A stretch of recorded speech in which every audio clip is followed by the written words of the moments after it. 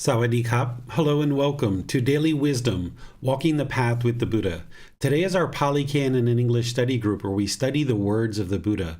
We're in Volume 5, chapters 31 through 40. In this program, we will typically start out with meditation just to prepare the mind for our class ahead. Then we will move into the actual teachings where a student will volunteer reading a particular chapter. I will share some teachings on that chapter, and then I'll open up to any questions that you guys might have related to the chapter. This program is more like a study group where students are typically studying the books prior to class and or after class, and then coming to class with questions that you guys might have related to the teachings of the Buddha. I would like to welcome all of you, whether you're joining for the first time or you've been joining regularly. This Volume 5 is titled The First Stage of Enlightenment, Stream Enterer. This is where you're learning about the teachings that are needed in order to get to the first stage of enlightenment. And today, being in chapters 31 through 40, we'll explore those and allow you to ask any and all questions that you like as we go through those. If you haven't read these chapters, it's okay. We're going to be displaying them on the screen as part of our class and having them read. And if you would like to read the books, you can go to buddhadailywisdom.com and you'll see the link for free books. And from there, you can download the entire book series. You can also access it through Amazon if you have access to Amazon. And you can even download the file and go print it if you like. So we moved through this program over the course of a year and a half, moving through volumes 2 through 13. And then the foundational program, which is the group learning program, this is taught on Sundays and Wednesdays. That covers volume 1. We go through that book chapter by chapter over a 7-month period. So again, I'd like to welcome you guys and switch over to some visual aids in order to help me be able to share the teachings with you that we're going to be studying today.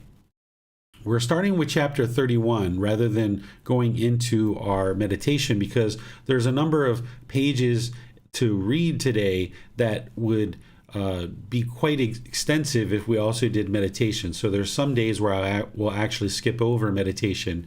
But if you're learning in this program, you should have a regular meditation practice by now, and skipping over meditation before class is no big deal. So we're going to move right into studying the chapters. And if there's anyone in Zoom who would like to read these, just raise your hand and let me know. You're welcome to read any of the chapters. If nobody volunteers, I'll just go ahead and read the chapters myself. So this first chapter is chapter 31, which is titled The Noble Method is to Understand Dependent Origination. These are the words of the Buddha. And what is the noble method that he has clearly seen and thoroughly penetrated with wisdom? Here, householder, the noble disciple attends closely and carefully to dependent origination itself. Thus, when this exists, that comes to be. With the arising of this, that arises. When this does not exist, that does not come to be. With the elimination of this, that is eliminated. That is, with ignorance as condition, volitional formations come to be. With volitional formations as condition, consciousness. With consciousness as condition, name and form. With name and form as condition, the 6 sense bases. With the 6 sense bases as condition, contact. With contact as condition, feeling. With feeling as condition, craving. With craving as condition, clinging. With clinging as condition, existence. With existence as condition, birth. With birth as condition, aging and death. Sorrow, grief, pain, displeasure, and despair come to be. Such is the cause of this whole mass of discontentedness. But with the remainderless fading away and elimination of ignorance, unknowing of true reality, comes elimination of volitional formations, choices, decisions. With the elimination of volitional formations, elimination of consciousness. With the elimination of consciousness comes the elimination of name and form. With the elimination of name and form comes elimination of the 6 sense bases. With the elimination of the 6 sense bases comes elimination of contact. With elimination of contact comes elimination of feeling. With the elimination of feeling comes elimination of craving. With the elimination of craving comes the elimination of clinging. With the elimination of clinging comes elimination of existence. With the elimination of existence, with the elimination of existence comes elimination of birth. With the elimination of birth comes elimination of aging and death. Sorrow, grief, pain, displeasure, and despair is eliminated. Such is the elimination of this whole mass of discontentedness. This is the noble method that he has clearly seen and thoroughly penetrated with wisdom. Okay, so back in chapter 5 of this book, the Buddha describes that in order to get to the first stage of enlightenment as a stream enterer, a practitioner would need to understand the noble method. And here he's explaining to you that the noble method is dependent origination. We studied dependent origination in chapter 14, but I'd like to just kind of review that here because it takes time to gradually understand dependent origination, and you might have questions that you need clarification on dependent origination now that you've maybe had a few weeks to think about it and look at it more closely. So this first part, the Buddha is just explaining dependent origination in summary form. Here, he usually introduces dependent origination in a way that helps you to see that there's this cause and effect, or cause and effect. With dependent origination being the highest, most ultimate truth that all his teachings come back to, he likes to introduce it in a subtle way before he goes into the details, rather than just jumping in to the details. So here, he's saying when this exists, that comes to be. With the arising of this, that arises. So this is showing causality, that when there's one thing, then something else exists. When you have a job, you will have an income. When you have an income, you can save money in the bank. When you save money in the bank, you'll be able to purchase things that you need when you fall on hard times, right? This is the cause and effect, cause and effect. Well, all things in the world are functioning through this cause and effect. And then the same thing, when this does not exist, that does not come to be. With the elimination of this, that is eliminated, right? When you don't have a job, you don't have an income. When you don't have an income, you can't save money in the bank. When you can't save money in the bank, you'll feel stressed when you have certain sudden situations occur that require an outlay of a certain amount of money, right? So when you don't have something, then this is not going to exist, and that's going to be eliminated. So he's helping you to see this cause and effect, because dependent origination in its detail is showing the cause and effect, starting with the first condition of ignorance, or this unknowing of true reality. You learn about this in the 3 poisons, or the 3 unwholesome roots, or the 3 fires. This is that unknowing of true reality. The unenlightened mind doesn't understand what it doesn't understand. The unenlightened mind doesn't understand things like the 4 noble truths, that the mind is causing its own anger and sadness and frustration and other discontent feelings due to craving, desire, attachment. And because of this unknowing of true reality, the craving continues to exist, and that means anger is going to arise. And the mind is unknowing of things like the Eightfold Path and the 5 precepts and all these other teachings that the Buddha shares. And because of that unknowing of true reality, or that lack of wisdom, there are then volitional formations, or choices and decisions that come about that are informed through this ignorance, or this unknowing of true reality. So unwise decisions are being made in the unenlightened mind that then lead to unwholesome results. Some of those unwholesome results is that when there's volitional formations made through ignorance, then the mind continues to have craving, which then leads to a new consciousness. So the Buddha is describing to you how a being comes to be, and how a being starts to experience discontentedness. So now when there's this consciousness, then a being picks up name and form, which is the physical body. So this consciousness finds a physical body by entering into the womb of a woman. And now there's a physical body and a consciousness together. Then inside the womb, there's the development of the 6 sense bases. the eyes, ears, nose, tongue, the body, and the mind itself. And now the mind is starting to experience this contact through the six sense bases. And when there's contact through the six sense bases, there then becomes feelings of pleasant feelings, painful feelings, neither painful nor pleasant. These are conditioned feelings. It's conditioned on this contact with an impermanent object. Then when this feeling arises due to having the six sense bases, having contact with an impermanent object, and then there's feeling either pleasant, painful, neither painful nor pleasant, the mind, having experienced those pleasant feelings, starts to crave those pleasant feelings. And now the mind starts to cling to those. So there's this mental longing and strong eagerness with the craving, this mind chasing after the objects of its affection, and then it's holding on. This is the clinging. It's holding on and wanting these pleasant feelings to be permanent. Because of this, the being then comes into existence. There is then birth. And whenever there's birth, there's going to be aging and death. This is the impermanent nature of the physical body, that if there's birth, there's going to be aging and death because of the impermanence that this physical body is not permanent. So that's why every single one of us age and die, because of impermanence. We can't escape that unless we practice the Eightfold Path, and then we can escape the whole cycle. But as long as we're in existence, we're going to continue to have this aging and death. And with that, throughout the course of your life, you will experience in the unenlightened state sorrow, grief, pain, displeasure, and despair.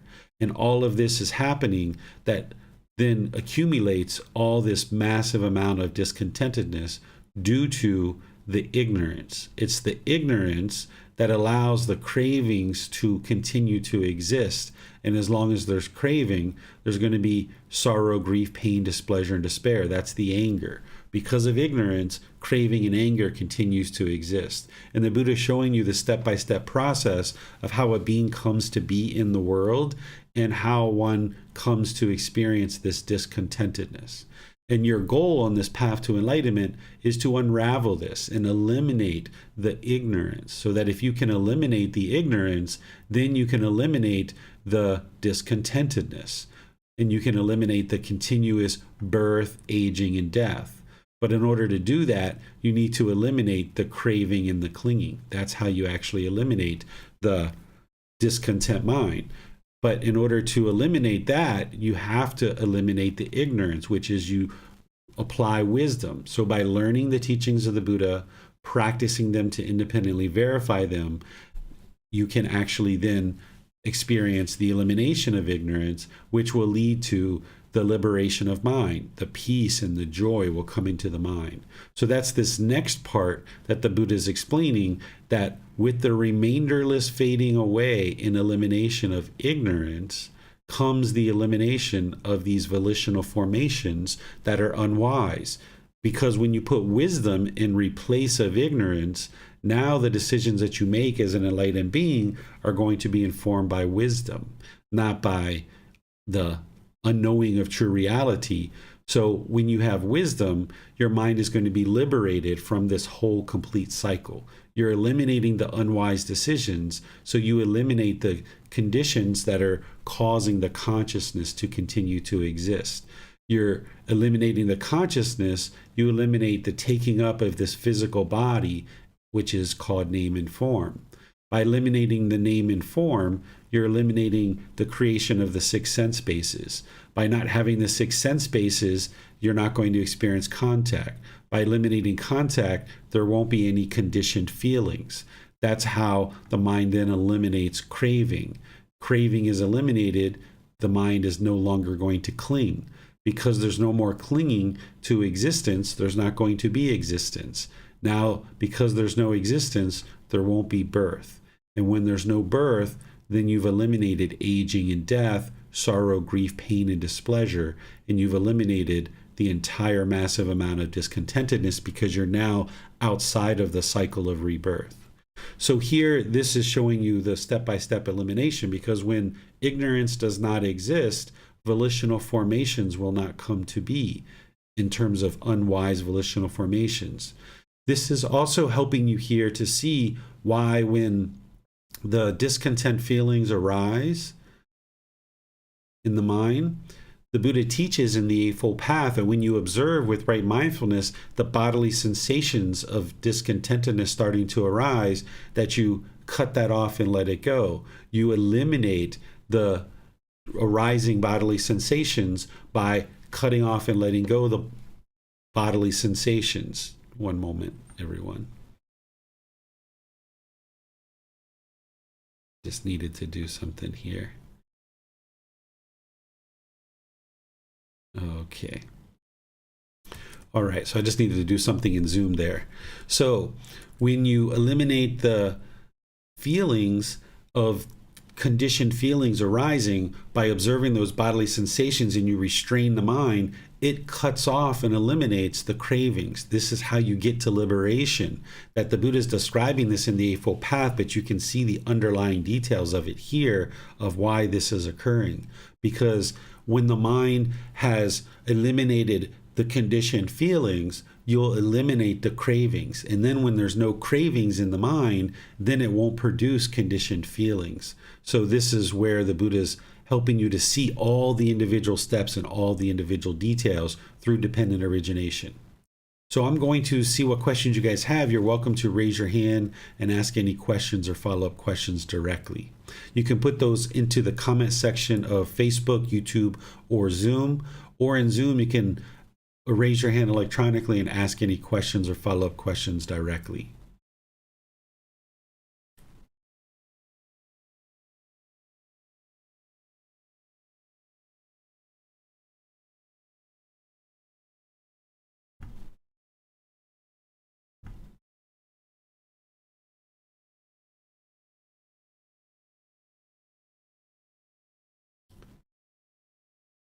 All right, I'm not seeing any questions here in any of our platforms.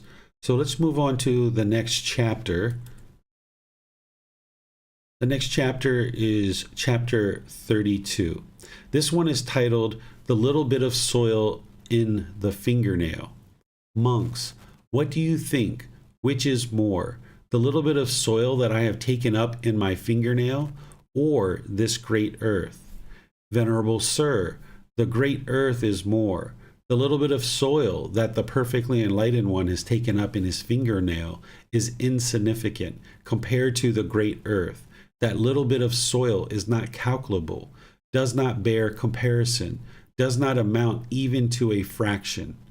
So too, monks, for a noble disciple, a person accomplished in view, who has made the breakthrough, the discontentedness that has been destroyed and eliminated is more, while that which remains is insignificant.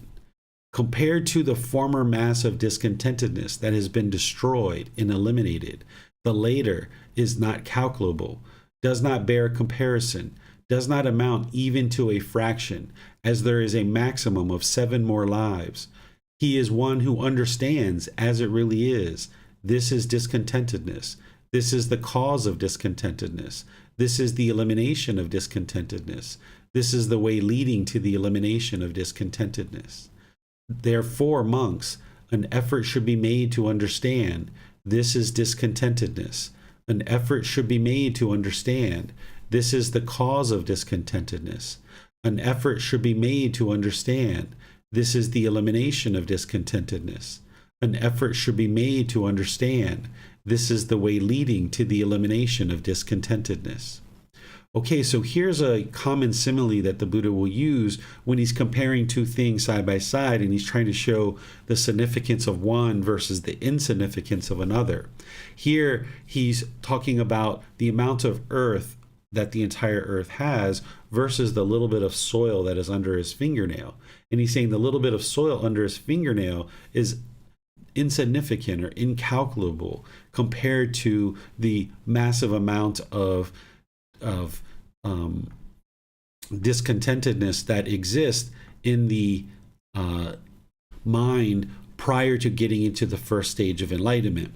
Once the mind is in the first stage of enlightenment, the discontentedness has significantly diminished versus what you were experiencing when you were off the path to enlightenment. So here he's saying the same thing, that the little bit of soil under his fingernail is representative of that small amount of discontentedness that you experience once the mind's in that first stage of enlightenment, versus when you're off the path to enlightenment, your discontentedness is represented by all the soil of all the earth. So here he's then saying that in order to essentially get to this, one needs to experience the breakthrough, one accomplished in view. They need to experience the breakthrough.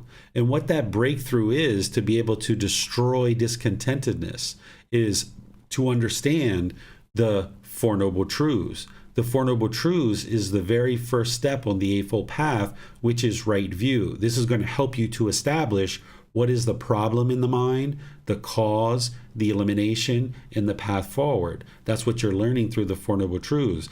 Ultimately, what you're learning is craving, desire, attachment, the mental longing, and strong eagerness. That's what's ultimately leading to your discontentedness. In dependent origination, the Buddha is showing you all the way back to ignorance, how ignorance is the real primary cause of keeping the mind in the unenlightened state. But then he shows you through that cause and effect how it leads to craving and clinging, and that's what ultimately is then leading to the discontentedness. So he's showing all the details in dependent origination, but with the Four Noble Truths, you get this little window into understanding the unenlightened mind and what's truly causing the discontentedness, which is craving, desire, attachment. And that's what helps you to accomplish this breakthrough, to ultimately get to the point where you've gotten to the first stage of enlightenment through learning a whole series of teachings. And then in that first stage of enlightenment is where you've had significantly diminished your discontentedness. So let me see if there's any questions here on this particular chapter.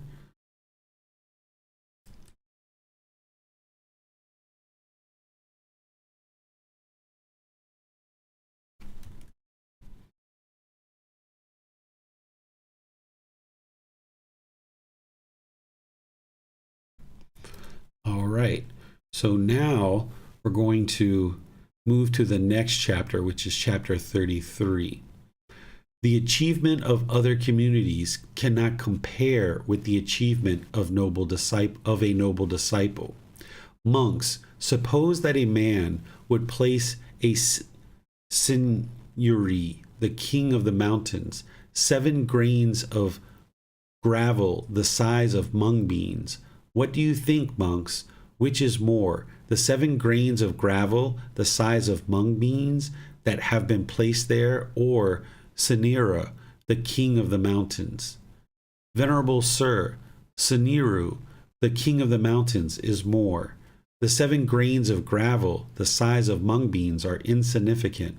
They do not amount to 100th part, or 1,000th part, or 100,000th part of Saniru, the king of the mountains. So too, monks, the achievements of ascetics, Brahmins, and wanderers of other communities do not amount to 100th part, or 1,000th part, or 100,000th part of the achievement of a noble disciple, a person accomplished in view, who has made the breakthrough. So great in achievement, monks, is a person accomplished in view, so great in direct knowledge or experience. So keep in mind here what the Buddha is teaching is about the ascetics, Brahmins, and wanderers of other communities, because he was sharing the teachings that lead to enlightenment, and he knows that that's what he was sharing, where other people were still teaching. They didn't necessarily know that he was a Buddha and that his teachings for sure lead to enlightenment, because a Buddha doesn't have any outward characteristics that inform everybody that this person is a Buddha. And a Buddha doesn't keep performing miracles to try to convince people that they are a Buddha. They just share their teachings in order to help people get to enlightenment. And this is actually one of the strengths and powerful qualities of a Buddha, is that they have this deep wisdom to understand their own mind and the mind of other individuals. So by people not knowing who a Buddha is, that individual is then able to better help others, because he can observe the qualities of mind of his students and the people around him who's coming to potentially learn. And then by people not knowing he's a Buddha, he can observe their mind more readily. Because if people knew that he was a Buddha and absolutely was a Buddha, people would probably be on the very best behavior. They would be functioning in ways that would kind of mask what was really truly going on in their own mind. So by people not knowing that he was a Buddha, then he could more clearly see people's mind and then share teachings to be able to help them. So these other ascetics, Brahmins, and wonders of other communities would sometimes come and learn with the Buddha occasionally, but their development on the path and getting to enlightenment was very minor compared to those who were studying with the Buddha, because the Buddha was sharing the true actual teachings that actually lead to enlightenment in the proved condition of mind. So here the Buddha's comparing this to 7 grains of gravel the size of a mung bean. A mung bean is just a bean off of a plant, and they're quite small compared to the massive size of the mountain. So the Buddha is explaining here that the improvement to the condition of the mind with one of his students who is understood and is accomplished in view, meaning they deeply understand the Four Noble Truths, and they've done other things to become accomplished in view, which is what we shared in last week's class. The Buddha was sharing multiple things that one would need to learn and practice in order to become accomplished in view. And once you become accomplished in view, you've had this breakthrough where you deeply are practicing the teachings, deeply understanding what's causing discontentedness, and then working on dismantling it and eliminating it. So here the Buddha is helping his students see that they're making progress. And one of the things you need to keep in mind if you're learning the words of the Buddha and you are seeing significant progress to your mind is understand that just because other people are saying that they're practicing the Buddhist teachings doesn't mean they're studying the true teachings and the true words of the Buddha, and they may not be experiencing the same amount of progress that you are on this path. So it's important to maintain your loving kindness and compassion for all beings, while also being humble, because you'll encounter people who are either saying that they're on the path and they're Buddhist and they're learning the Buddhist teachings, or people who are completely unaware of the teachings of the Buddha. And you're going to have certain wisdom that other people don't have. Your calmness and composure, your steadiness and stability of mind will eventually be way more than what you experienced in the past.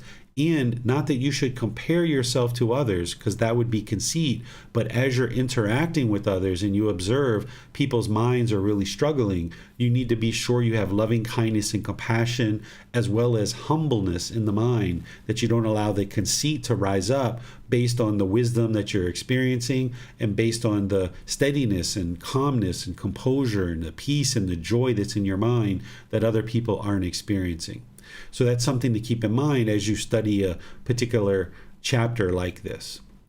So let me see if you guys have any questions here. You're welcome to ask those through Facebook, YouTube, or Zoom. Or in Zoom, you can electronically raise your hand and ask any questions or follow-up questions directly.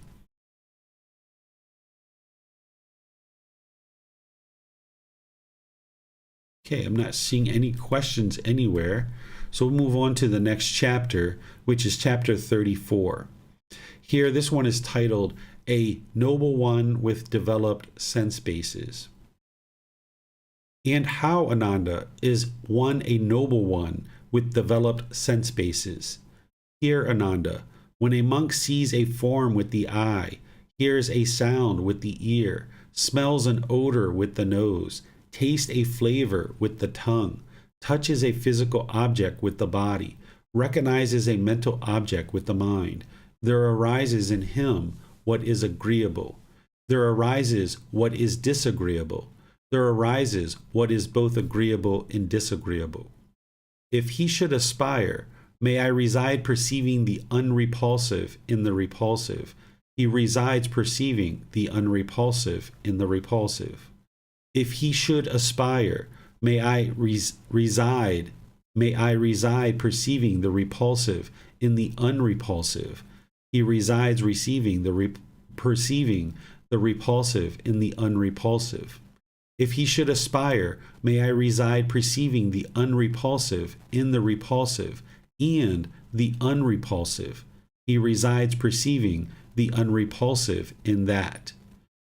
If he should aspire, may I reside perceiving the repulsive in the unrepulsive, in the repulsive. He resides perceiving the repulsive in that.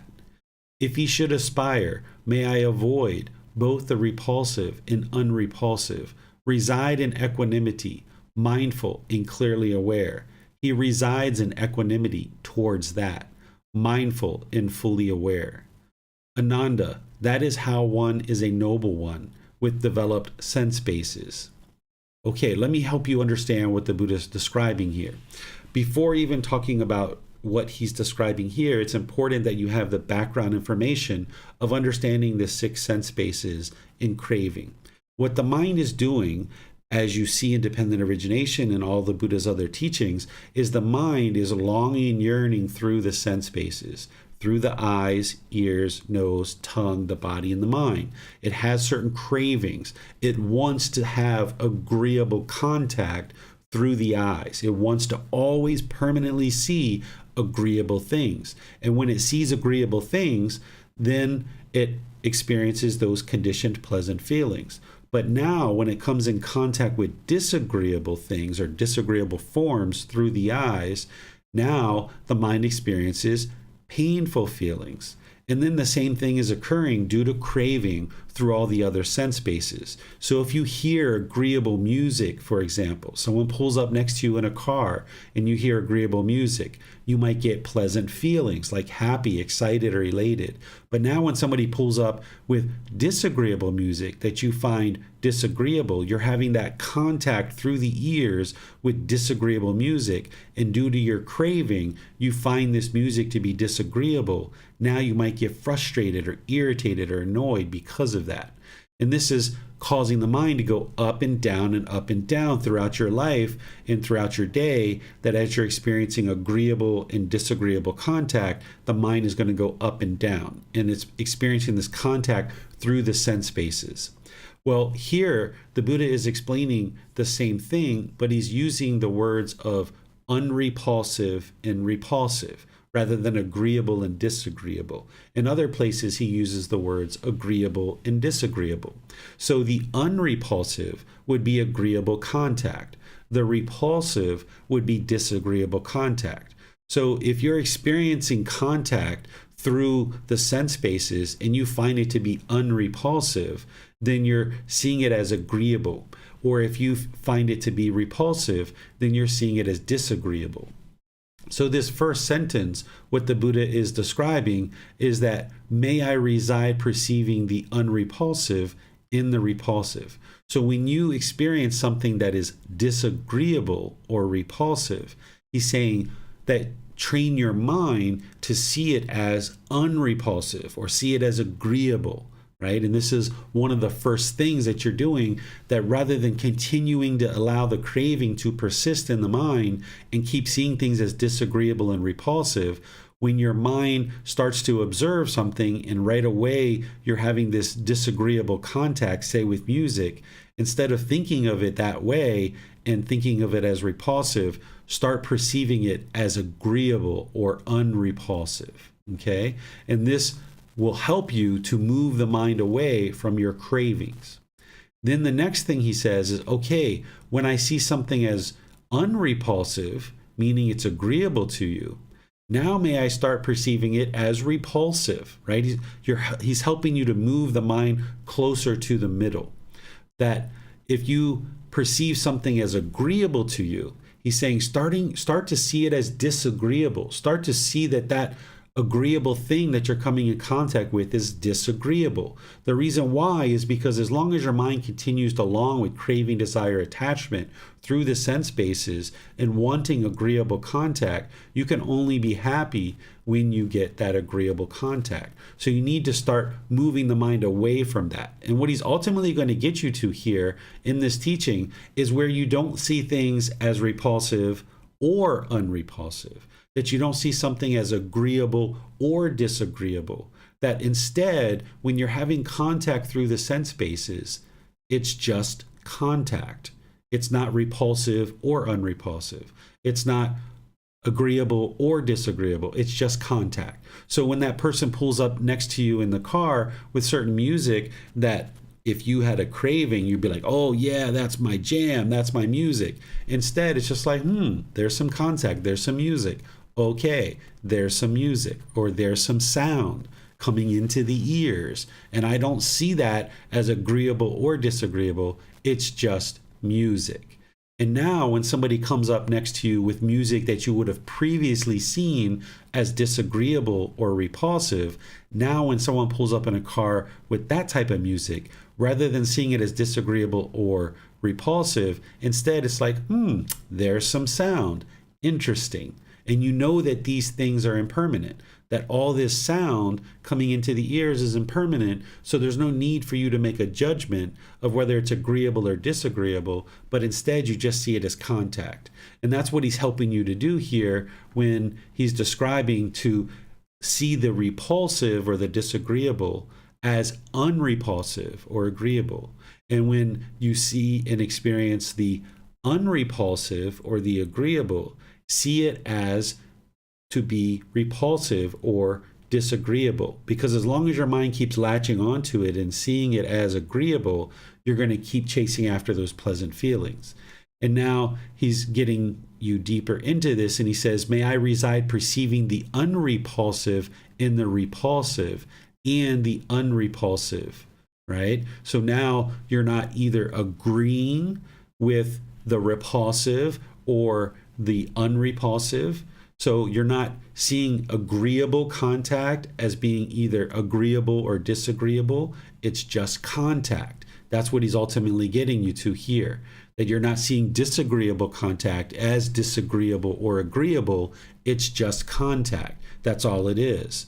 So now, ultimately, what he gets you to here is by doing this, what you'll ultimately get to is that you won't see things as repulsive or unrepulsive. You won't see things as disagreeable or agreeable. Instead, you can just reside with equanimity. Equanimity is calmness and composure, evenness of temper. You can have mindfulness and awareness of mind, or you can have full awareness of the mind. That's what the Buddha is ultimately guiding you to get to by not seeing things as agreeable or disagreeable. It's just contact. And now you can reside with equanimity, that calmness and composure. You do this through eliminating the cravings, so that as you see the discontentedness arising as a bodily sensation, you cut that off and let it go. But if you can get ahead of that, where this person pulls up next to you with music, don't see it as agreeable or disagreeable. It's just contact through the ears. Or if you smell some certain odor, instead of thinking of it as agreeable or disagreeable odor, it's just an odor and it's impermanent. When you taste something on the tongue, a certain flavor, rather than see it as agreeable or disagreeable, it's just contact and it's impermanent. So you just chew it and swallow it if that's what you need to do, or you just drink this certain drink. All you're doing is nourishing the physical body. You're not trying to please the mind through the tongue. You're just trying to nourish the physical body. And it's not possible for everything to be permanently tasting in a pleasant manner. So you're sometimes going to taste things that are to your liking, and there's other times that it's not going to necessarily be what you prefer. So you would like to train your mind that it's just contact, it's just food going into the body to nourish the body, rather than making a judgment of whether it's good or bad, or agreeable or disagreeable, and maybe spit it out and get irritated and annoyed. Instead, just train the mind that you can chew this food, you can swallow it, and everything will be just fine. That not every single meal that you eat is going to taste miraculous. Okay? So what questions do you guys have on this? You can put that into Facebook, YouTube, or Zoom.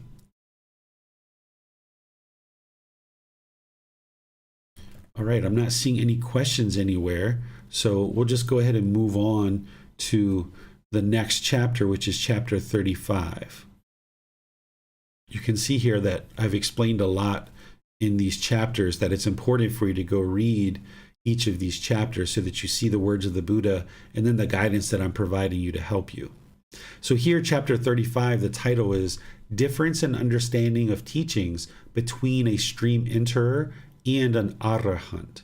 A stream enterer is the first stage of enlightenment. An arahant is an enlightened being. They're in the fourth stage of enlightenment. The mind is actually enlightened at that point. In the first stage of enlightenment, you're still experiencing discontentedness, significantly less than when you were off the path, but you're still experiencing discontentedness. An arahant is experiencing no discontentedness whatsoever. It's been eliminated 100% because they fully purified their mind, eliminating all 10 fetters. So this is the first discourse of the Buddha explaining the difference between the first stage of enlightenment and an arahant, an understanding of the teachings between one stage of enlightenment and another. Monks, there are these three aggregates subject to clinging. What 5? The form aggregate subject to clinging, the feeling aggregate subject to clinging, the perception aggregate subject to clinging, the volitional formations or choices decisions aggregate subject to clinging, the consciousness aggregate subject to clinging. When monks, a noble disciple understands as they really are the cause and the disappearance, the gratification, the danger, and the escape in the case of these 5 aggregates subject to clinging, monks, then he is called a noble disciple, one who is a stream enterer, no longer bound to the netherworld, fixed in destination, with enlightenment as his destination. When monks, having understood as they really are the cause, the disappearance, the gratification, the danger, and the escape in the case of these 5 aggregates subject to clinging, a monk is liberated by non-clinging.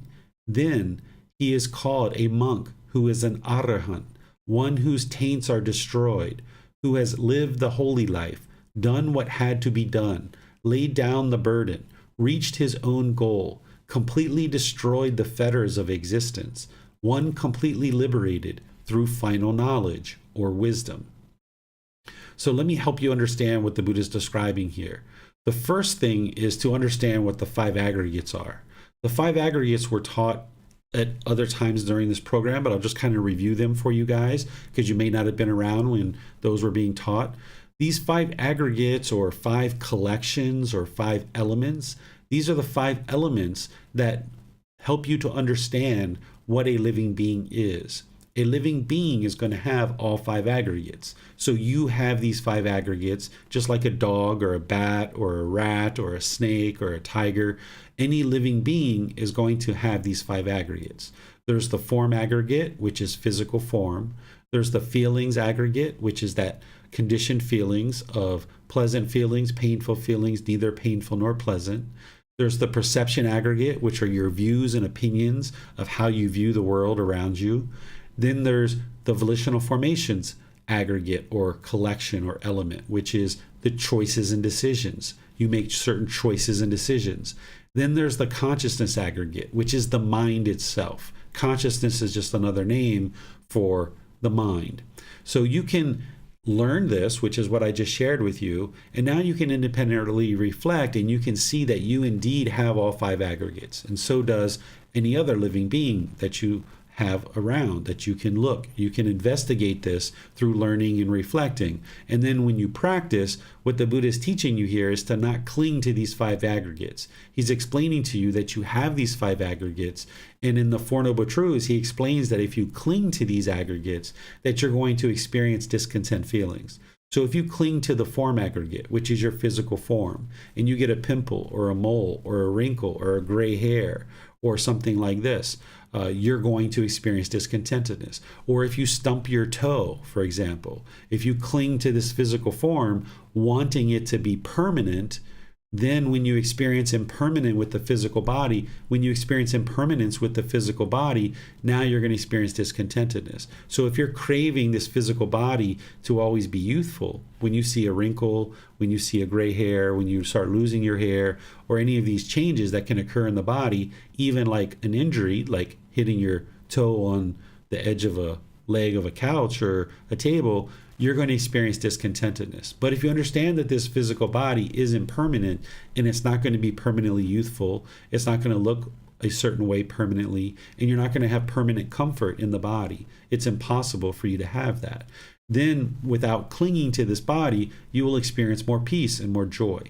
And the same thing with the feelings. When you notice conditioned feelings arising in the mind, you shouldn't cling to these. You need to learn to spot them as bodily sensations and cut them off and let them go.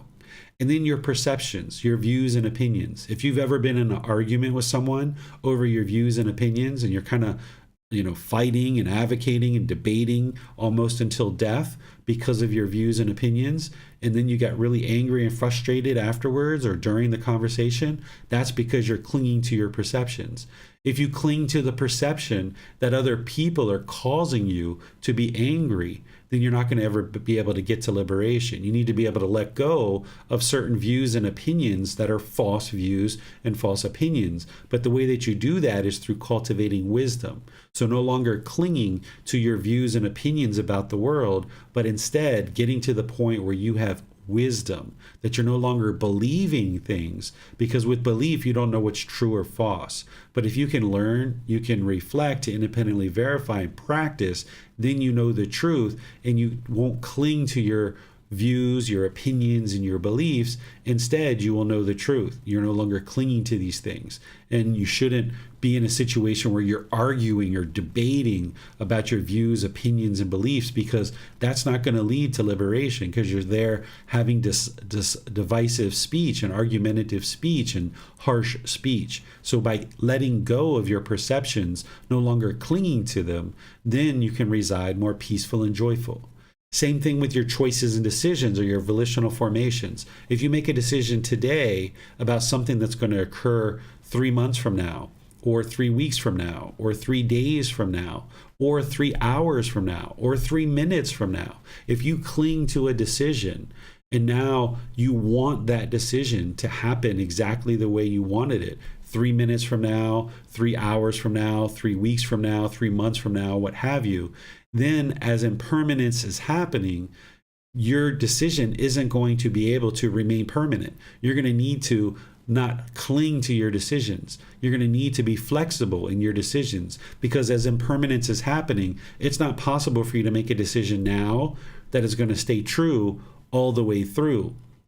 Even sometimes you make a decision now and 3 minutes later something changes and you're going to need to change your decision, or 3 hours or 3 weeks or 3 months. You're going to need to be flexible to let go and not cling to a decision. If you're clinging to your choices and decisions, you won't account for impermanence, and therefore by you clinging to this permanent decision, wanting it to be permanent, now you're going to make an unwise decision and you're going to experience discontentedness. And then the same thing with the mind. There's a certain identity in the mind, like I am Canadian, or I am American, or I am a police officer, or I am a Buddhist teacher. Any of this I am. I am a mom, I am a grandmother, I am a grandfather, I'm a dad, I'm a boyfriend, I'm a girlfriend, I am a husband, I am a wife. Well, when impermanence happens, if you're clinging to the consciousness, if you're clinging to the mind, when impermanence is happening, you're going to feel lost when your kids leave, or when your grandkids leave, or when you're no longer a husband or a wife, or when you're no longer a police officer, or whatever job that you have, or if somebody says something degrading about your nationality or your ethnicity or your sexual orientation or any of these things. If you cling to the consciousness, the identity in the mind, you're going to experience discontentedness. So what the Buddha is saying here is that as a noble disciple, as a stream enterer, then one would understand this, right? So you understand what I just shared. And you might need to study that some more in the books, by getting personal guidance, by asking questions. You need to understand what it is that I just shared. So that is what would take, among other things, to get to this first stage of enlightenment. You're going to need to understand the cause of these 5 aggregates, the disappearance, the gratification, the danger, and the escape of these 5 aggregates. And then that's going to then help you to get to stream entry. Among other things, to get to that first stage of enlightenment, you're going to need to understand the 5 aggregates and to not cling to them. But then in order to get to enlightenment, you will have needed to understood, meaning that you've done the work to ensure that you're not clinging to these things, that you are fully practicing and you understand and you have understood through practice that what is the cause, the disappearance, gratification, danger, and the escape in relationship to these 5 aggregates. So here I have the cause, disappearance, gratification, danger, and escape. The cause of these 5 aggregates coming to be is craving, desire, attachment. Dependent origination that we studied just a little bit ago, and we studied it in other times in our class for this particular volume, dependent origination shows you how craving leads to the continuous rebirth. That when there's ignorance, that leads to volitional formations, to consciousness, to the taking up of a physical body or name and form, which leads to the 6 sense bases, which then leads to contact, feelings, craving, clinging, existence, birth, aging, and death. And then there's sorrow, grief, pain, displeasure, and despair. So it's right at the core of dependent origination in the Four Noble Truths is that the cause of this that's continuing on is the craving, desire, attachment. And you learn that through eliminating ignorance. By getting to wisdom, you can then understand that the true cause is the craving, desire, attachment. And then the disappearance of these 5 aggregates, and that they're going to no longer exist, that you're going to no longer exist as a human being, is understood through the universal truth of impermanence. The gratification, that the mind wants gratification in the unenlightened state, is based on the fettered taint pollution of sensual desire. This longing and yearning through the 6 sense bases, through the eyes, ears, nose, tongue, the body, and the mind itself, that the mind is longing and yearning through the sense bases. This is sensual desire. And then the danger of the mind wanting this gratification because of its cravings, it's wanting this gratification. The danger in all of that is that the mind can experience this discontentedness. As long as there's craving, desire, attachment in the mind, it's going to experience the conditioned pleasant feelings, the conditioned painful feelings, and neither painful nor pleasant. That's the true danger, because when your mind's all shaken up and unsteady, you don't like it. Right? Well, the escape from all of this is the Eightfold Path. That's the way to get it out of the cycle of rebirth and get out of this discontentedness, moving the mind to this enlightened mental state.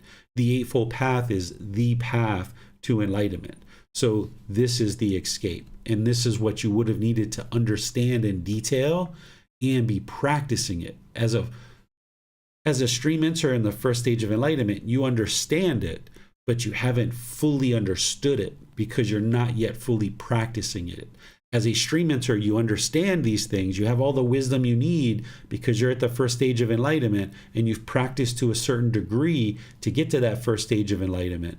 So you understand it to a certain degree, but it's not until you truly have understood it that you now have completely eradicated all the 10 fetters, and now the mind is enlightened.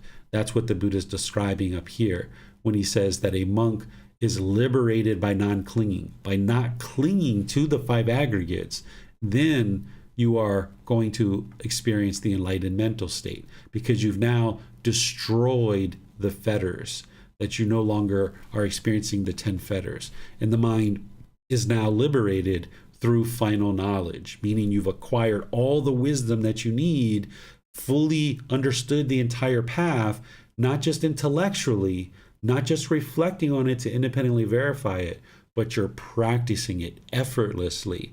It's like first nature by the time you get to enlightenment, that the mind has been completely liberated because you now have final knowledge, or wisdom has been fully cultivated about the path and you fully implemented it. There's no more fetters in the mind whatsoever. It's completely purified. You've eliminated all the pollutions. So let me see what questions you guys have on this chapter. Okay, I'm not seeing any questions here.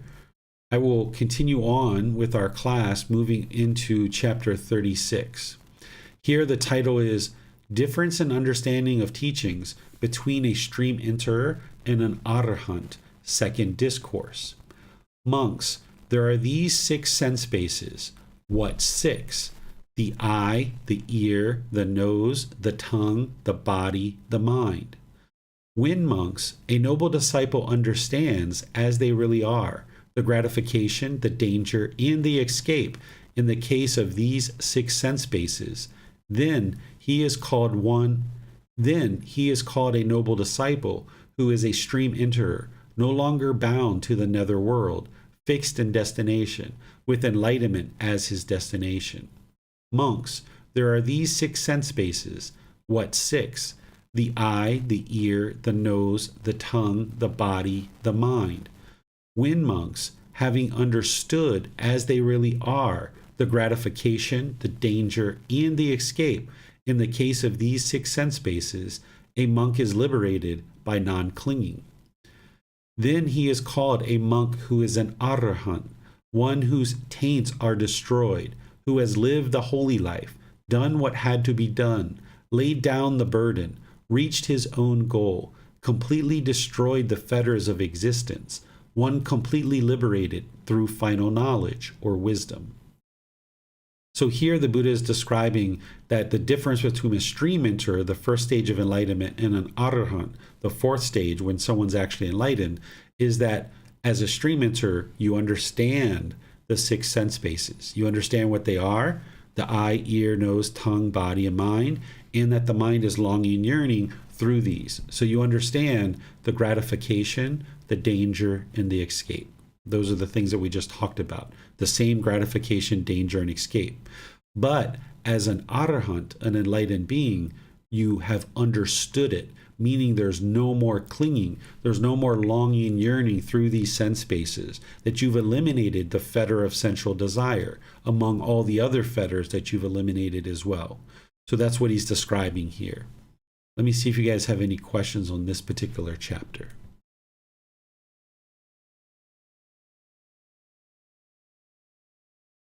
Okay, I'm not seeing any questions here, so we'll move on to the next one, which is chapter 37. This is titled, One Who Cultivates Fully Reaches Fulfillment. One who cultivates in parts succeeds in part. Monks, every half month, more than 150 training guidelines come up for recitation. Clansmen who aspire for their own good train in these. These are all comprised within these three trainings. What three? The training in the higher virtuous behavior, moral conduct, the training in the higher mind, mental discipline, and the training in the higher wisdom. These are the three trainings in which all this is comprised.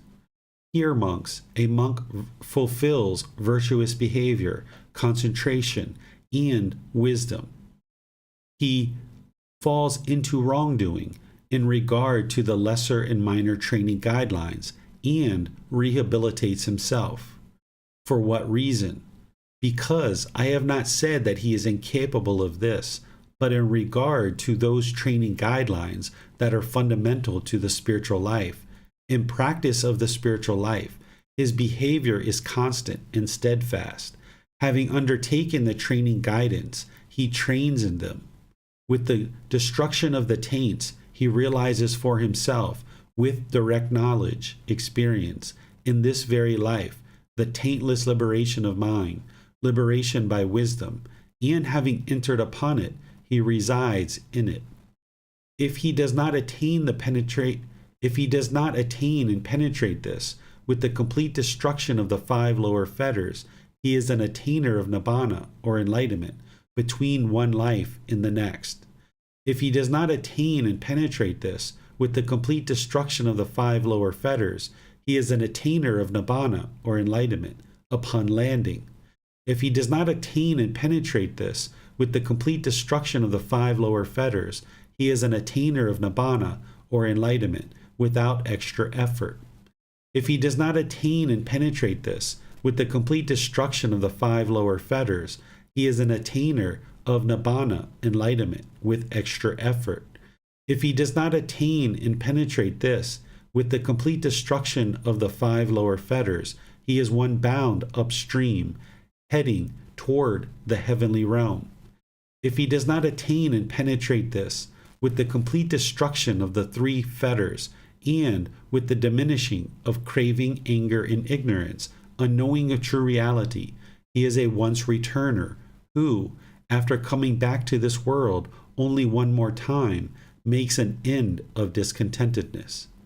If he does not attain and penetrate this with the complete destruction of the three fetters, he is a one seed attainer who, after being reborn once more in human existence, he makes an end of discontentedness. If he does not attain and penetrate this with the complete destruction of three fetters, he is a family-to-family attainer who, after roaming and wandering on among wholesome families 2 or 3 times, makes an end of discontentedness. If he does not attain and penetrate this with the complete destruction of three fetters, he is a 7 times at most attainer who, after roaming and wandering on among heavenly beings and humans 7 times at most, makes an end of discontentedness. Thus, monks, one who cultivates fully reaches fulfillment. One who cultivates in parts succeeds in parts. This training guidance, I say, is not unfruitful. Okay, so let me help you to understand what the Buddha is doing here.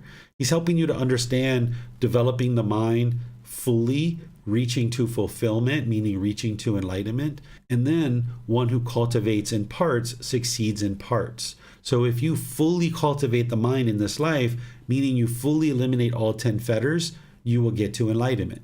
But if you do it part by part, one life to the next, to the next, to the next, he's showing you the different stages of enlightenment and the different sub-stages within each individual stage of enlightenment. So this first part, he's explaining how every month there's twice in that month that his students would come together and they would chant or they would recite his training guidance. This is how he helped the students to remember his teachings, because it was an oral tradition that they would then come together every 2 weeks in order to chant his teachings word for word for word. And this is the way they committed them to memory, and then they were able to reflect on those teachings and practice them to be able to experience the results. The training that he taught was the Eightfold Path, which is the wisdom section, moral conduct, and the mental discipline. Well, here the Buddha is describing that as the training in the higher virtuous behavior, which he usually focuses people on first. After you establish right view through the Four Noble Truths, you usually start focusing on right speech, right action, and right livelihood first. And the 5 precepts helps you to fully flush that out and understand fully what is right speech, right action, and right livelihood. Then there's the training in the higher mind, the mental discipline. That's right effort, right mindfulness, and right concentration. And the training in the higher wisdom. This is things like dependent origination and all the things that we're talking about in this particular volume. These are the 3 trainings in which all this is comprised. Okay? So now he says, here, monks, a monk fulfills virtuous behavior, meaning they fully are practicing the moral conduct. They're fully practicing concentration, which is the mental discipline of the Eightfold Path, and the wisdom section of the Eightfold Path, which is right view and right intention. So here, if someone's fully practicing the virtuous behavior, concentration, and wisdom, now say they fall into wrongdoing, meaning they make a mistake in their moral conduct or something that they're doing, they maybe trip up in regarding the lesser and minor training guidelines. So there's the teachings of the Eightfold Path, which is a certain level, but then there's a deeper teaching. So something like right speech, for example. In the Eightfold Path, the Buddha teaches that one should abandon lying, should abandon slander, should abandon the harsh speech and the frivolous speech. So if you fulfill virtuous behavior, you're practicing those 4 things. But then on the deeper teachings, there's things like the 5 factors of well-spoken speech, where you're learning to speak at the right time, what you say is true, you speak gentle, you speak beneficial, and with a mind of loving kindness. So this is a deeper teaching, right? So you might be practicing the initial right speech of not lying, not slandering, not having harsh speech, and not having frivolous speech. but maybe you're speaking at the wrong time, right? Maybe you're interrupting people. This would be a lesser and minor training guideline. In order to get to enlightenment, you're still going to need to eliminate that. You're still going to need to be practicing speaking at the right time. But perhaps you're fulfilling the virtuous behavior of right speech from the Eightfold Path, but this lesser teaching, even though it's a deeper teaching that's ultimately going to be needed to get to enlightenment, it's not as significant in terms of chucking off those big problematic things regarding to speech. So the Buddha is saying if you have a certain amount of moral conduct, mental discipline, and wisdom, then when you have a wrongdoing or you make a mistake, that you're going to be able to observe that and rehabilitate yourself. You're going to be able to observe like, I wasn't speaking at the right time there. I should get better at that. Okay, let me get better at that for future conversations that I have. That's what he means by rehabilitate yourself, is to be able to observe the mistake and then understand how to correct it, and then go forward and improving that in your other conversations, for example, with right speech. So the Buddha is saying that he has not said that one would be incapable of this, meaning you would be capable of doing this if you were in the first stage of enlightenment. Because in the first stage of enlightenment, you have all the teachings that you need in order to get to enlightenment, but you're not fully practicing them yet. So when you spot things that are opposite of what an enlightened being would be practicing, you would know that as a stream enter, and then you would rehabilitate yourself. You would aim to do better. You would observe that you had a wrongdoing. You would observe that you made a mistake, and now you would aim to do better. And you would then gradually and consistently work to improve as you're making your way closer and closer to enlightenment. And then the Buddha goes through all the different stages and sub-stages of enlightenment. So here the first one is with the destruction of the taints.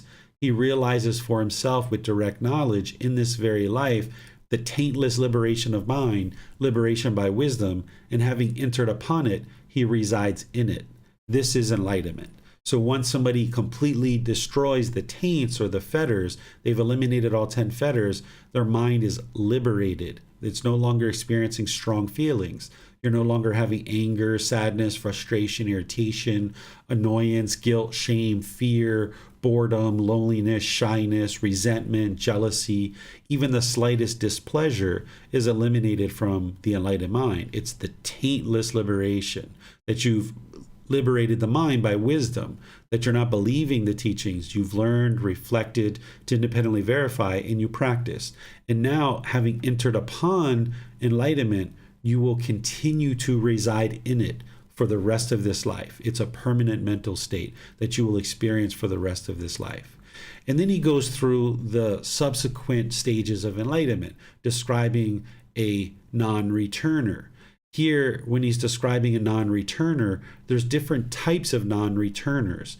The non-returner is the third stage of enlightenment, and this is a being who's eliminated the first 5 fetters. And now when they die, they're going to be reborn in the heavenly realm, and they can get to enlightenment there.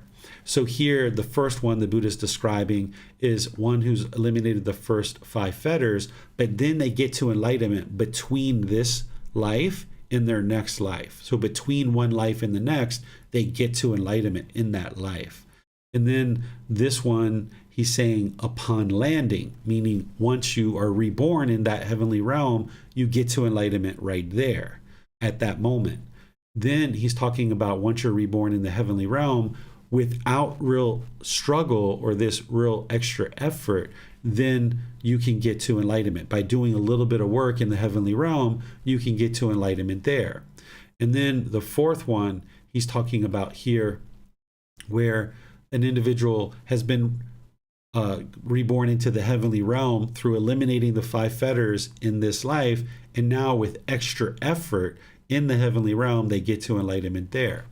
And then there's one more here as well in this third stage of enlightenment, is that if he does not attain and penetrate this with the complete destruction of the 5 lower fetters, he is one bound upstream heading towards the heavenly realm, right? You're heading towards that heavenly realm, right? You're not having been reborn yet. You're moving in that direction. Perhaps in this life, once you get to the third stage of enlightenment, you'll do the rest of the work to actually get to the fourth stage and actually get to enlightenment.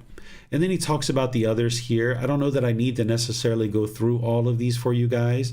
They're pretty self-explanatory, but if you guys have questions on any of these, I can surely help you. I'll just generally mention that a once returner is one who eliminates the first 3 fetters, and then they've thinned out number 4 and 5, which is sensual desire and ill will. And this once returner is going to, if they die in that stage of enlightenment, is going to be reborn back into the human realm and get to enlightenment in that next existence.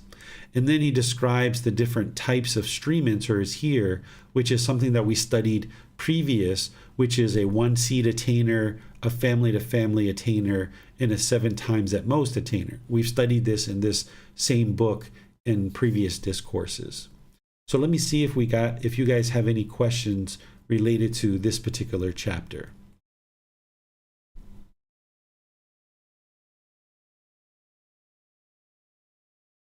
Okay, I'm not seeing any questions here. So let's move to the next one. Again, there's a lot here that I've written that would be wise for you guys to study because I go through it in a lot more detail in the actual book. So here, chapter 38, the Buddha is teaching the 7 kinds of persons found existing in the world, similar to those in water. What he's going to do here is he's going to use an analogy to help you understand the types of ways that you can kind of get bound up and that you can have difficulties on the path to enlightenment. And he's equating it to somebody who's in the water, because he talks about stream entry as one who's entered the stream. And then once you've entered the stream, this log is going to eventually get to the ocean. The ocean is enlightenment. So the idea is that as you train your mind and you get closer and closer to that first stage of enlightenment, once you get to the first stage of enlightenment, you've got a lot of wisdom that you've cultivated, but there's still more work to do. And you're not interested in getting hung up. You're interested in getting to the ocean. You're not interested in that log getting hung up. You would like to get to the ocean because that's enlightened mental state. So here he's going to explain to you the various obstacles and challenges. And there's others as well. But here he's giving you one particular understanding of that. Monks, there are these 7 kinds of persons found existing in the world, similar to those in water. What 7? Here, some person has gone under once and remains under. Some person has risen up and then goes under. Some person has risen up and stays there. Some person has risen up, sees clearly, and looks around. Some person has risen up and is crossing over. Some person has risen up and gained a firm foothold. Some person has risen up, crossed over, and gone beyond, a Brahmin who stands on high ground. So this first one. And what, monks, is a person? One who has gone under once and remains under. Here, some person possesses exclusively black, unwholesome qualities. In this way, a person is one who has gone under once and remains under. So here he's describing if somebody has lots of darkness, lots of unwholesome qualities, that they're just essentially going to go under the water and remain under, and they're not going to, essentially come back up for breath. They're just going to go under, meaning going under into the lower realms of existence, in hell, the animal realm, and the afflicted spirits. They're going to move from this human realm down into the lower realms, and they're of these unwholesome qualities, right? And they're going to remain under. 2, a person is and how is a person one who has risen up and then goes under? Here, some person has risen up, thinking. Good is confidence in cultivating wholesome qualities. Good is a sense of moral wrongdoing in cultivating wholesome qualities. Good is moral concern in cultivating wholesome qualities. Good is energy in cultivating wholesome qualities. Good is wisdom in cultivating wholesome qualities. However, his confidence does not become stable or grow, but rather diminishes. His sense of moral wrongdoing, moral concern, energy, wholesome qualities, and wisdom does not become stable or grow, but rather diminishes. In this way, a person goes under, is one who has risen up and then goes under. So this would be an individual who maybe starts to study the teachings of the Buddha, maybe for 6 months or a year, starts to understand them to a certain degree, maybe even 2 or 3 years, starts to understand them to a certain degree, starts to feel like, yes, good are these wholesome qualities. Good is having a sense of moral wrongdoing. This is a wholesome quality. Good is having moral concern. Good is having energy to cultivate these wholesome qualities. And yes, good is this wisdom to cultivate these wholesome qualities. But their confidence in the teachings does not become stable or grow, but rather it diminishes. So maybe somebody has this craving and desire to learn and start learning, and they go for 6 months or a year, or 2 years or 3 years. They're starting to look like they're going to practice these teachings and maybe get to enlightenment, but then their confidence never fully becomes stable and grows, and it diminishes. Their sense of wrongdoing, this moral wrongdoing, moral concern, and their energy in wholesome qualities and wisdom does also not become stable and grow, but rather it diminishes. In this way, the person, they're rising up, but then they go under, right? They go under the water. They go under into the lower realms of existence, hell, animal, and afflicted spirits. Number 3, and how is a person one who has risen up and stays put? Here, some person has risen up, thinking, good is confidence in cultivating wholesome qualities. Good is a sense of moral wrongdoing in cultivating wholesome qualities. Good is moral concern in cultivating wholesome qualities. Good is energy in cultivating wholesome qualities. Good is wisdom in cultivating wholesome qualities. His confidence neither diminishes nor grows. It just stays put. His sense of moral wrongdoing, his moral concern, his energy, his wisdom neither diminishes nor grows. It just stays put. In this way, a person is one who has risen up and just stays put. So this is somebody who puts in an initial amount of effort to kind of learn some of the teachings, and then they just kind of become complacent and they just kind of stay put. They just kind of flatten out. They don't continue to grow. They don't cultivate their mind. They only cultivate it to a very minor degree, understanding certain aspects, but then they just stay put. They just kind of peter along in that particular condition of mind. They're not really growing from there and beyond. Now, number 4, and how is a person one who has risen up, sees clearly, and looks around? Here, some person has risen up, thinking, good is confidence. Good is a sense of moral wrongdoing. Good is moral concern. Good is energy. Good is wisdom in cultivating wholesome qualities. With the destruction of 3 fetters, this person is a stream enterer, no longer subject to rebirth in the lower world, fixed in destination, heading for enlightenment. It is in this way that a person is one who has risen up, sees clearly, and looks around.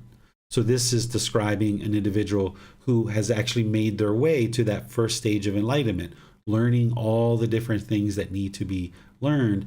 And the Buddha is saying this is one who has risen up, has clearly seen the teachings because they've gotten to that first stage of enlightenment, significantly diminished their discontentedness, and has all the teachings that they need to make the rest of their way to enlightenment. So they've looked around, right? They've risen up, clearly sees, and they look around. Now, number 5. And how is a person one who has risen up and is crossing over?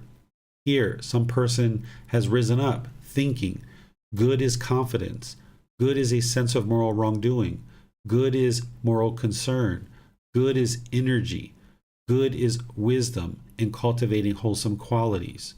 With the complete destruction of the 3 fetters and with the diminishing of craving, anger, and ignorance, a knowing of true reality, this person is a once returner who, after coming back to this world one more time, will make an end of discontentedness. It is in this way that a person is one who has risen up and is crossing over. So this is the second stage of enlightenment, that they've eliminated the first 3 fetters and they've thinned out number 4 and 5. Sensual desire and ill will.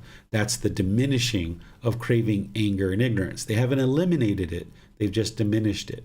So this is a person who's rising up and starting to cross over. They're starting to make their way closer to enlightenment. 6. And how is a person one who has risen up and gained a firm foothold? Here, some person has risen up, thinking, good is confidence, good is a sense of moral wrongdoing, good is moral concern, good is energy, good is wisdom in cultivating wholesome qualities. With the complete destruction of the 5 lower fetters, he is of spontaneous birth in the heavenly realm, due to attain final nibbana, or final enlightenment, there, without returning from that world. It is in this way that a person is one who has risen up and gained a firm foothold. So here he's describing a non-returner, the 3rd stage of enlightenment, that they've eliminated the 5 lower fetters. And then they're going to be reborn in the heavenly realm, and they're going to attain enlightenment there. And all of this is based on these initial qualities of confidence, of moral wrongdoing, of moral concern, of energy, and wisdom. Now the last one, number 7. And how is a person one who has risen up, crossed over, and gone beyond? A Brahmin who stands on high ground. Here, some person has risen up, thinking, good is confidence, good is a sense of moral wrongdoing, good is moral concern, good is energy, good is wisdom in cultivating wholesome qualities. With the destruction of the taints, he has realized for himself, with the direct knowledge or experience in this very life, the taintless liberation of mind, liberation by wisdom, and having entered upon it, he resides in it. It is in this way that a person is one who has risen up, crossed over, and gone beyond, a Brahmin who stands on high ground. These monks are the 7 kinds of persons found existing in the world, similar to those in water. So here he's describing a being who gets to enlightenment, completely eliminated all the 10 fetters. So this is a very detailed description for you of showing you the various stages that one might go through as they make their way to enlightenment. And the Buddha makes it very clear and very concise for you. Any questions on this chapter?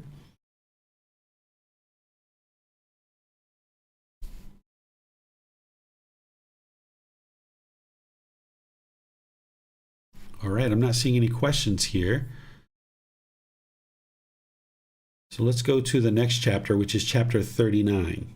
This one is titled, 9 persons passing away with a residual remaining are freed from hell. On one occasion, the perfectly enlightened one was dwelling at Savatthi, at Jeti's Grove, in this park. I'm not sure how to pronounce that. Then in the morning, the Venerable Sariputta, dressed, took his bowl and robe, and entered for alms food. It then occurred to him, it is still too early to walk for alms food in Saravati. Let me go to the park of the wanderers of other communities. Then the Venerable Sariputta went to the park of wanderers of other communities. He exchanged greetings with those wanderers, and when they had concluded their greetings in cordial talk, sat down to one side. Now, on that occasion, those wanderers had assembled and were sitting together when this conversation arose among them. Friends, anyone who passes away with a residual remaining is not freed from hell, the animal realm, or the realm of afflicted spirits. He is not freed from the plane of misery, the bad destination, the lower world. Then the Venerable Sariputta neither excited in nor rejected the statement of those wanderers, but rose from his seat and left, thinking, I shall find out what the perfectly enlightened one has to say about this statement. Then, when the Venerable Sariputta had walked for alms food in Savatthi, after his meal, on returning from his alms food round, he approached the perfectly enlightened one, paid homage or respect to him, and sat down to one side. He here reports verbatim the entire course of events and ends. I rose from my seat and left, thinking, I shall find out what the perfectly enlightened one has to say about this statement. Who, Sariputta, are those unwise and unskillful wanderers of other communities, and who are those that know one with a residue remaining, as one with a residual remaining? Sorry, let me do that again. Who, Sariputta, are those unwise and unskillful wanderers of other communities, who are those that one with a residue remaining, as one with a who know with a I'm sorry, that one who, Sariputta, are those unwise and unskillful wanderers of other communities, and who are those that know one with a residual remaining, as one with the residual remaining, and one with residual remaining as one without residual remaining. These 9 persons, Sariputta, passing away with a residual remaining, are freed from hell, the animal realm, in the realm of afflicted spirits, freed from the plane of misery, the bad destination, the lower world. So let me explain what's happening so far before I go on. So Sariputta, being one of the closest students to the Buddha, was going to go out for food and walking through the street, and as people donated food, he would have something to eat. He realized this one particular place where he normally goes, it was too early to go there. So he ends up going to this other place where there's other students from other communities, people who aren't learning with the Buddha.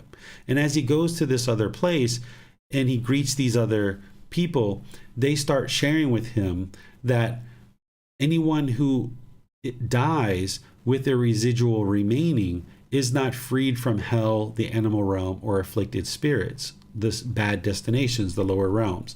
What it means to die with the residual remaining, what it means is that you've entered into this first or second or third stage of enlightenment.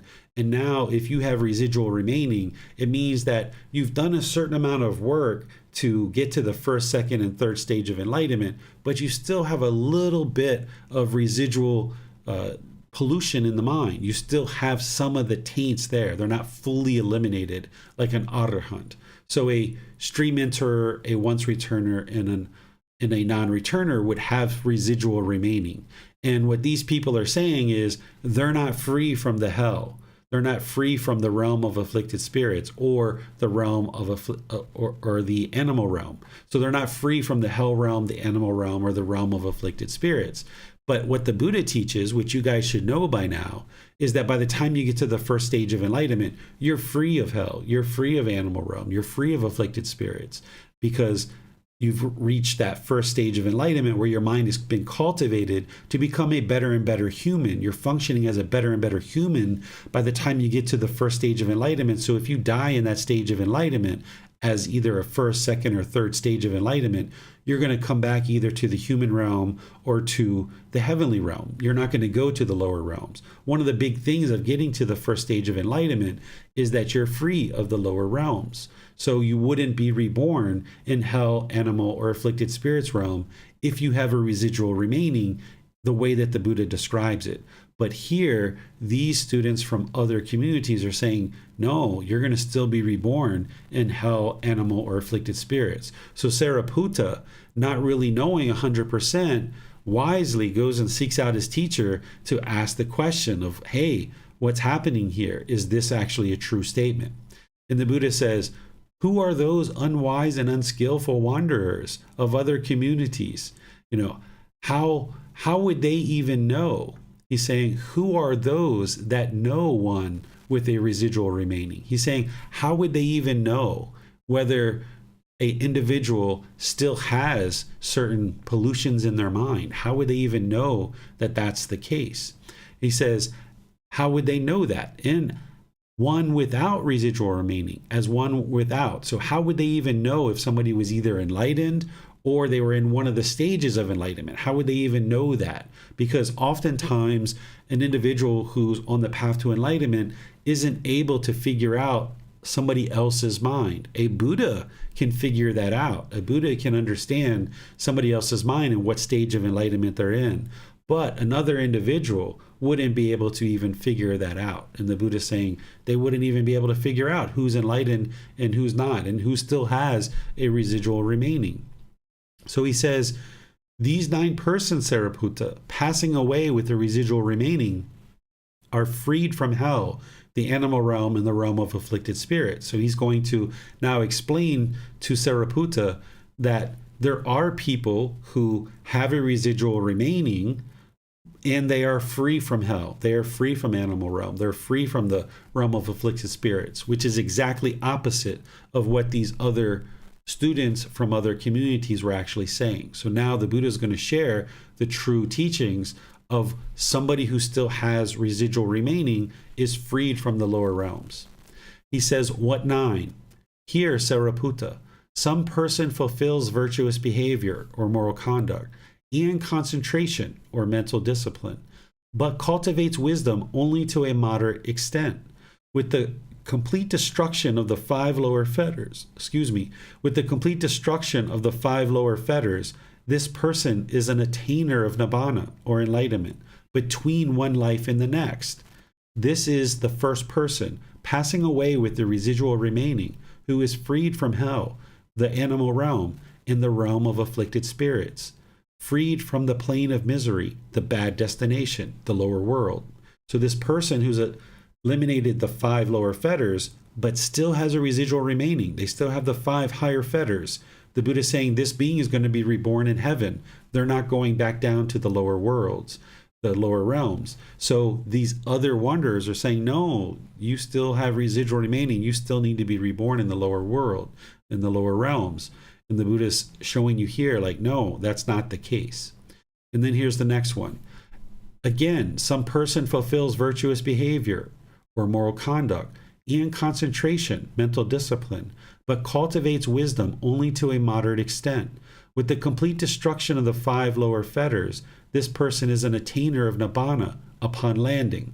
So this person is the second person who's passing away with residual remaining that is going to be freed from the lower realms. Again, some person fulfills virtuous behavior and concentration, but cultivates wisdom only to a moderate extent. With the complete destruction of the 5 lower fetters, this person is an attainer of nibbana without extra effort. Again, a third person with residual remaining who's freed from the lower realms. Again, some person fulfills virtuous behavior and concentration, but cultivates wisdom only to a moderate extent. With the complete destruction of the 5 lower fetters, this person is an attainer of nibbana with extra effort. This is the fourth person that has residual remaining who's freed from the lower realms. Again, some person fulfills virtuous behavior and concentration, but cultivates wisdom only to a moderate extent. With the complete destruction of the 5 lower fetters, this person is one bound upstream, heading towards the heavenly realm. Again, this is the fifth person, passing away with the residual remaining, who's freed from the lower realms. Again, some person fulfills virtuous behavior and cultivates concentration and wisdom only to a moderate extent. With the complete destruction of the 3 fetters, and with the diminishing of craving, anger, and ignorance, unknowing of true reality, this person is a once returner who, after coming back to this world only one more time, makes an end of discontentedness. So here, this is the sixth person who still has a residual remaining, but is freed from the lower realms. Again, some person fulfills virtuous behavior, but cultivates concentration and wisdom only to a moderate extent. With the complete destruction of the 3 fetters, this person is a one-seed attainer who, after being reborn once more as a human being, makes an end of discontentedness. This is a stream enterer that is going to come back one more time and get to enlightenment in that next birth. This is the 7th person passing away with the residual remaining, who's freed from the lower realms. Again, some person fulfills virtuous behavior, but cultivates concentration and wisdom only to a moderate extent. With the complete destruction of the 3 fetters, this person is a family-to-family attainer, who, after roaming and wandering among wholesome families 2 or 3 times, makes an end of discontentedness. This is the 8th person, passing away with the residual remaining, who is freed from the lower realms. Again, some person fulfills virtuous behavior, but cultivates concentration and wisdom only to a moderate extent. With the complete destruction of the 3 fetters, this person is a 7 times at most attainer, who, after roaming and wandering on among heavenly beings and humans 7 times at most, makes an end of discontentedness. This is the 9th person passing away with a residual remaining, who is freed from hell, the animal realm, the realm of afflicted spirits, freed from the plane of misery, the bad destination, the lower world. Who, Sariputta, are those unwise and unskilled wanderers who other communities and of other communities, and who are those that know one with a residual remaining as one with the residual remaining, and one without a residual remaining as one without a residual remaining. These 9 persons passing away with a residual remaining are freed from hell, the animal realm, the realm of afflicted spirits, freed from the plane of misery, the bad destination, the lower world. Sariputta, I have not been disposed to give this teaching exposition to the male and female ordained practitioners, male household practitioners and female household practitioners. For what reason? I was concerned that on hearing this teaching exposition, they might take to the ways of complacency. However, I have spoken this teaching exposition for the purpose of answering your question. So here, the Buddha is making it very clear that you can escape those lower realms by this particular work, even though there's residual remaining, one has escaped those lower realms. Remember, the ultimate goal is to get to enlightenment, eliminate the 10 fetters, and completely experience enlightenment where there's no more discontentedness. But if one falls short of that, the Buddha is helping you to see that there's these other options where one won't go back to the lower realms. So you would like to put in the work to get to enlightenment in this life so that you don't need to experience rebirth. But if you do, then at least you're freed from the lower realms if you get to that first stage of enlightenment or beyond. Any questions here on this particular discourse?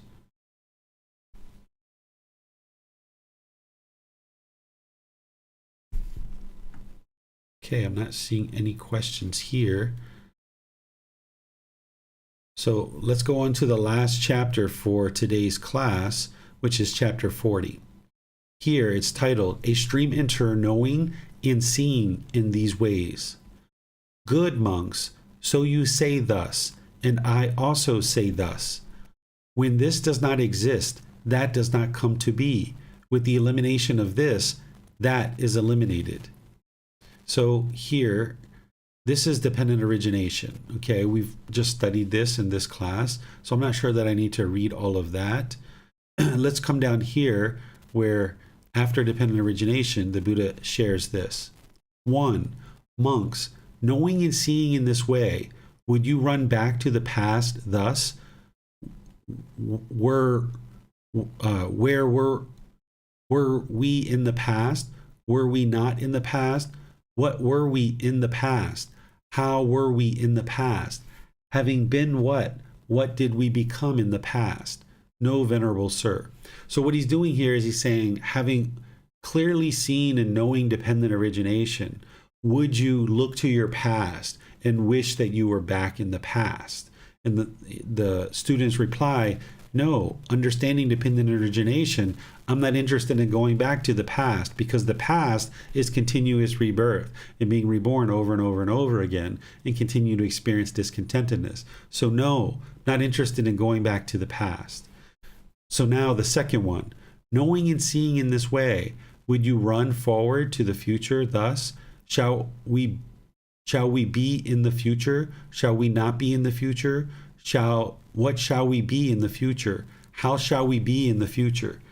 Having been what? What shall we become in the future? And they say, no, we're not interested in that. No, Venerable Sir, right? Because the goal is to come into the present moment. Longing and yearning for the past, longing and yearning for the future, it doesn't allow the mind to be in the present moment. So understanding dependent origination, the students are saying, no, we're not interested in the past, we're not interested in the future. The mind needs to be here in the present moment. 3, knowing and seeing in this way, would you now be inwardly confused about the present? Thus, am I not? What am I? Who am I? Where has this being come from? Where will it go? No, Venerable Sir. So if you understand dependent origination, you're not going to understand what am I, or you're not going to need to understand what am I, because you're going to understand this universal truth of non-self, that there is no I, or who am I, or where has this being come from? Because dependent origination is explaining to you how you come about, that because of ignorance, that there's volitional formations. Then there's going to be consciousness, name and form, which is the physical body. The 6 sense bases start to form in the womb. Now you experience this contact. Now you have feelings. Then there's craving. There's clinging. There's existence. There's this birth, aging, death, sorrow, grief, pain, displeasure, and despair, the whole massive amount of discontentedness. So if you understand dependent origination, you're not going to be confused about where have I come from and where will I go, because you're going to know that if you haven't dismantled ignorance, if you haven't dismantled the dependent origination, you're going to know that if you die, you're going to be reborn. You can see that very clearly through dependent origination, and you will know where you've come from as well. Monks, knowing and seeing in this way, would you speak thus? Our teacher is respected by us. We speak like this out of respect for our teacher. And the answer is no, Venerable Sir. They're not going to say that, because if you understand dependent origination, you're not just going to regurgitate it and just recite it just because your teacher explained it to you, and out of respect to your teacher, you're going to say this. But instead, if you've deeply penetrated dependent origination, then you know it to be true with wisdom, and you're not just repeating it out of respect for your teacher. And we speak like this out of respect for our teacher. We speak this teaching of dependent origination because we know it to be true with 100% certainty, that you'll need to get to that point where you've penetrated into it and you can see it without a shadow of a doubt that it's 100% clear, that you're not just repeating or reciting dependent origination out of respect for your teacher, because you know that it to be true. That's why they say, no, we're not knowing and seeing dependent origination. We would not speak that we're just sharing this out of respect for our teacher, because they know that it's true.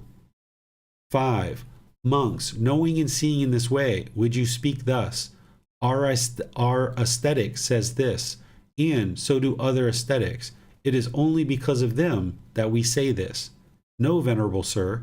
So once again, you're not just repeating dependent origination because other students around you say it and say that it's true, but instead you've seen the truth for yourself. You've penetrated it with wisdom. That's why you might share dependent origination if somebody asked you about dependent origination. 6, monks, knowing and seeing in this way, would you acknowledge another teacher? No, Venerable Sir. Because if you understand dependent origination and you see that the Buddha is explaining in detail each individual step of what leads to rebirth, what leads to discontentedness, and you know it to be 100% true, then as you penetrate that and you see the truth, there's no way that you could ever acknowledge another set of teachings or teacher, because somebody has helped you to be able to see the truth of, in detail, how each being comes to be and how you experience discontentedness. There's no way that once you penetrate it with wisdom that you would ever be able to acknowledge any other teacher or set of teachings. Monks, knowing and seeing in this way, would you return to the observances, intense debates, and superstitious rites of various ascetics and Brahmin, taking them as the most important aspects of the holy life? No, Venerable Sir. So this is what I was talking about in our previous classes where I said once you penetrate dependent origination, you understand that the true problem that the unenlightened mind is experiencing is that ignorance, the unknowing of true reality. And there's no way that any rite, ritual, ceremony, or worship, or any kind of superstitious or auspicious ceremony is going to be able to fix your mind. That the only way to get to liberation and freedom from strong feelings, to peace and joy, is through acquiring wisdom, through eliminating ignorance. Then you decouple and unravel all of dependent origination. So you're not going to continue to have these observances where you're having rites, rituals, ceremonies, and worship.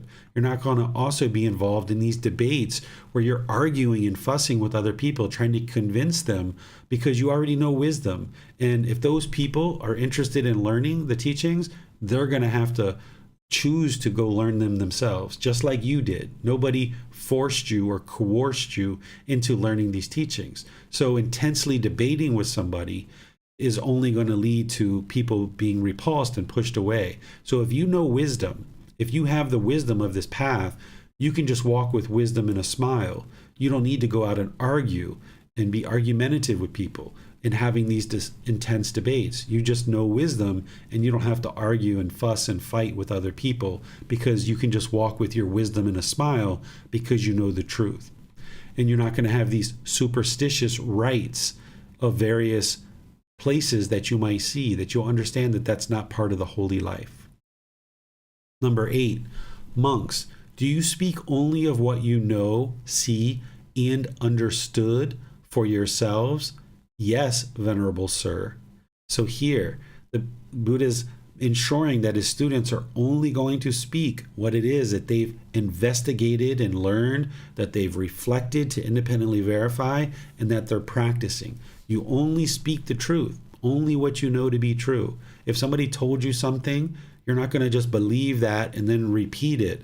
Instead, you're only going to speak the truth. And that's what the Buddha is saying, that you know it, you see it, and you understood it for yourself. And that's why you speak it. That's dependent origination, but as also everything else in the world. You should function that way. And then you'll be reliable and dependable, one that somebody can rely on.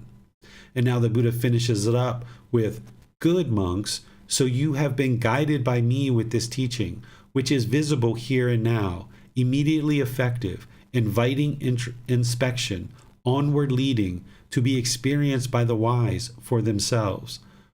For it was with reference to this that it has been said, monks, this teaching is visible, hearing now, immediately effective, inviting inspection, onward leading, to be experienced by the wise for themselves.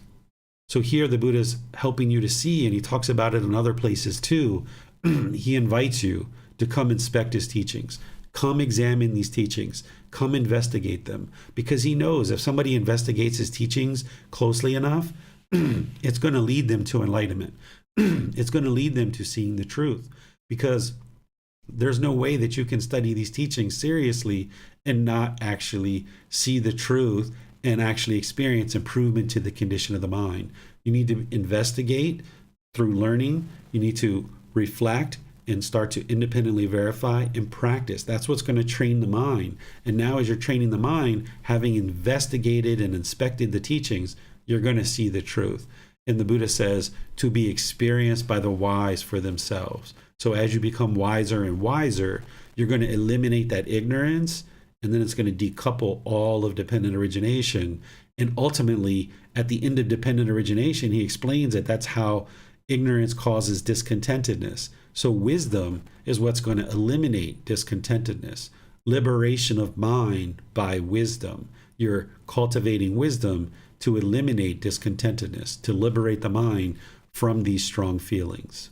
So let me see if you guys have any questions. You haven't had any questions the entire class, so let me see if there's any more, or any that you guys have had. I don't see any questions. So it looks like you guys must be understanding. So I will end class by sharing with you that next week we'll be moving into the next 10 chapters in the book. You can feel free to read those. We're going to be moving on from chapter 40 we're now going to go to 41 and all the way through to the end of this book, which is chapter 53. So next week, we probably aren't going to be meditating either because there's a lot more chapters to be able to study. So if you guys would like to study these chapters before class, you can be studying chapters 41 through 53. And remember, you can get the book if you don't already have it by going to buddhadailywisdom.com, downloading it, printing it, or getting a printed copy from Amazon. Tomorrow in our group learning program, we're going to be in chapter 22 of volume 1. This chapter is titled Mental Health, a Modern Day Delusion. Here I'm going to help you understand how a lot of information in the world is trying to convince people that they're mentally ill and that they have a defective brain. But what you can see through the teachings of the Buddha is that these symptoms of stress, anxiety, mental anguish, all the discontent feelings that are experienced can actually be eliminated through the teachings of the Buddha. That if you're just relying on a diagnosis that you're mentally ill and you're thinking that you're mentally ill with ADHD or ADD or bipolar or some of these other things that are labeled as mental illness, you're just going to stay relegated to that particular diagnosis. But you can escape all of that. You can escape that discontentedness by understanding true reality, getting to the point where you can clearly see what's causing these discontent feelings so that then you can actually eliminate them. And then on Wednesday, we're going to be doing breathing mindfulness meditation together. So I'd like to thank all of you for joining for class, and we'll see you guys in one of these future classes. Have a very lovely and wonderful rest of your day. Sawadee Kap.